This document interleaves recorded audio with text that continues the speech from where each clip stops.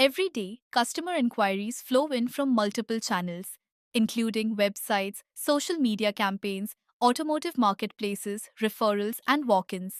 In Auto Sherpa 5.0, all of these leads can be captured, organized, and managed from a single platform. In this video, we'll walk through the complete digital lead workflow, from lead creation to customer communication and follow up management. First things first, log into Auto Sherpa 5.0. Once you're on the dashboard, any lead coming from Google and Meta ads, website APIs will directly sit in this fresh call bucket. In case you want to add a new lead manually from OEM platforms or offline sources, then you head to the main menu and click on Digital Leads. That's your starting point. Inside the Digital Leads module, you'll see a Create New button. Go ahead and click that. This opens up the new digital lead form, which is where we'll be capturing all the customer information. Take a moment to scroll through the form. You'll notice it's broken into a few sections: primary information, mobile info, email info, and address info.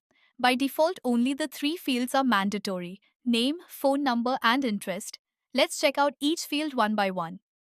Starting with primary information. Type the customer's full name in the customer name field. This is a mandatory field, so don't skip it. Next, select the lead source. Basically, where did this lead come from? Your options include website, Google Ads, Car Deco, Facebook and Instagram, chatbot, Carwhale, Cars24, walk-in, referral, internal transfer, and unknown.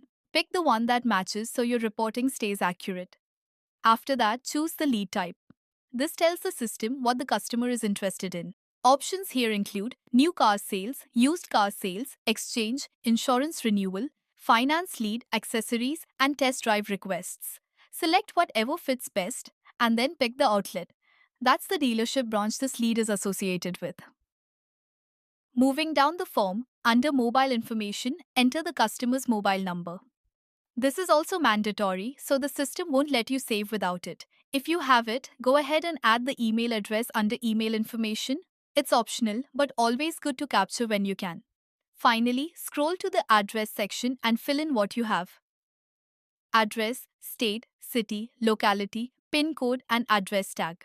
A complete address helps a lot with customer profiling down the line. Once everything looks good, hit submit. Your lead is now live in the system. After submitting, the lead automatically shows up in the Digital Sales module. Head there from the menu, Digital Sales to Digital Sales. Here you'll see the main dashboard, which organizes all your leads into buckets based on where each customer is in the sales journey. Let me quickly walk you through what each bucket means. Fresh leads, brand new leads waiting for that first call. Follow-ups, customers you've already spoken to with the next step scheduled. Qualified, customers showing real purchase intent. Booking, customers who've committed and are moving toward purchase. Retail, deals closed, delivery done, not reachable. Customers you haven't been able to get through to. Not qualified, leads that aren't a fit right now. This structure makes it really easy to see exactly where your attention should go at any given time. Thank you for watching Module 1. Up next, Customer 360 Profile and Communication Management. Ready to get started? Connect with us at hello@autoshoppers.com.